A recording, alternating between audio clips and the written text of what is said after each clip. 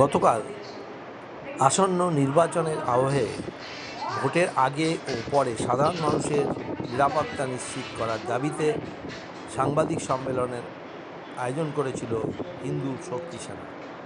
কলকাতার বঙ্গবাসী কলেজ সংলগ্ন একটি সভাকক্ষে এই সাংবাদিক বৈঠক অনুষ্ঠিত হয়।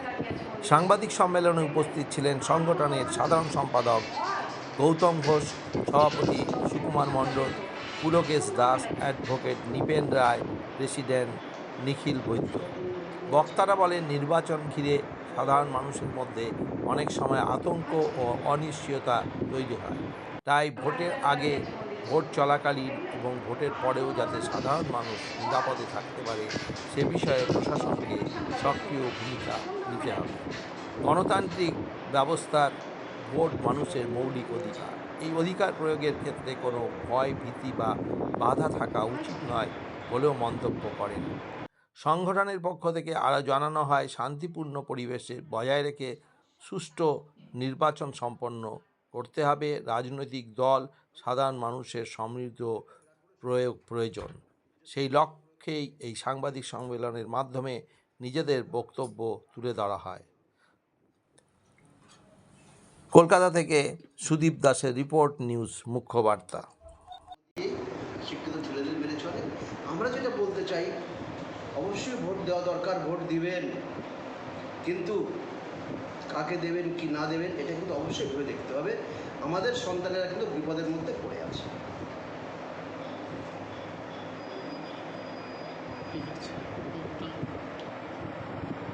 সাংবাদিক সম্মেলনে শুনছিলাম আপনি একজন আইনজীবী হিসেবে দেখছেন যে কেন্দ্র এবং রাজ্য দুটোই আদালতের সরকার চালাচ্ছে, তার ফলেও কিন্তু হিন্দুরা সুরক্ষিত নয়, কি বলবেন? দেখো, যে কোনো কারণেই হোক, কেন্দ্রীয় সরকার এখন রাজ্য সরকারের উপরে ডিপেন্ডেন্ট।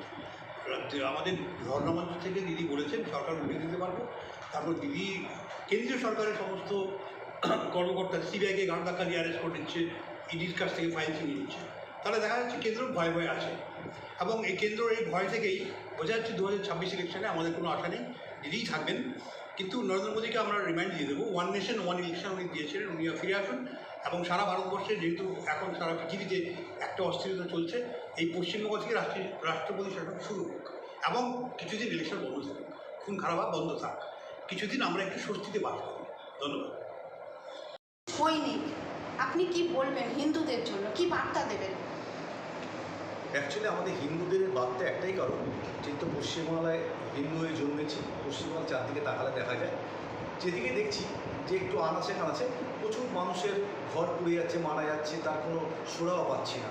এবং তার মধ্যে আবার বিধানসভা ইলেকশন এসছে, ইলেকশনেও একটা বিরাট একটা চক্কর চলে, যে ভোটের আগে থেকে শুরু হয়, ভোটে শেষ হয়ে যায়, যে সেন্ট্রাল ফোর্স আছে তারা কি চলে যায়, কিন্তু সেই রেসটা কিন্তু পশ্চিমবাংলায় মানুষের ঘরে ঘরে থেকে যায়।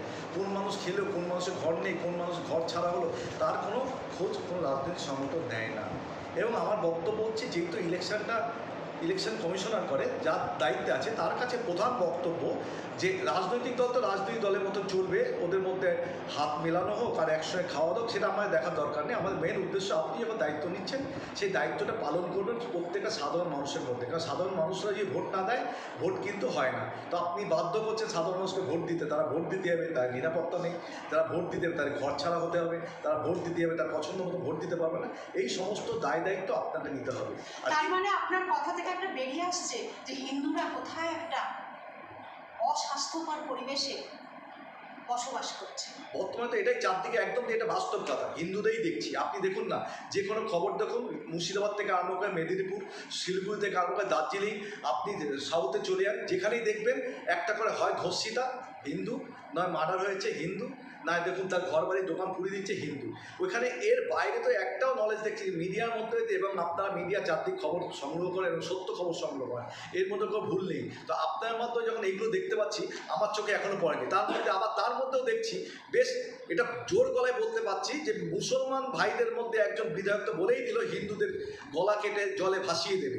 তার মানে যে এত বড় কথা বলার পরও সে কি সুন্দরভাবে বেরিয়ে যাচ্ছে, কাদের সহযোগিতায় বেরাচ্ছে এবং কেউ বলছে পশ্চিমবাংলায় একমাত্র মুসলিমই রাজত্ব করে মুখ্যমন্ত্রী রাজ্য করবে, প্রধানমন্ত্রী মুসলিম হবে, দেখবো কোন বাঙালিকে থাকে, এই যে ওপেন আপনি বলছে তার কোনো বিচার নেই। এইগুলো শুনলে আগামী প্রজন্ম শিউরে যাচ্ছে। আর সবচেয়ে বড় কথা, আমরা এমন সময় জন্মেছি পূর্বপুরুষদের কিছু বলতে পারবো না, ওরা বলে কী করে এসেছিস, আর পর প্রজন্ম বলতে পারবো না আমরা কী করে গেছি। তার জন্য চেষ্টা করছি যদি এখান থেকে যদি কিছু বেরিয়ে আসতে পারি যা আমাদের পূর্বপুরুষরা করে গেছে, স্বামী বিবেকানন্দ থেকে আরম্ভ করে শ্যামাপ্রসাদ, তাদের ছত্রছায়ায় যদি একটু তাদের গাইডলাইন মেনে চলতে পারি, যদি একটুখানি সকলকে নিয়ে একসঙ্গে দুটো রুটি খেয়ে বাঁচতে পারি, এটাই আমাদের স্বপ্ন।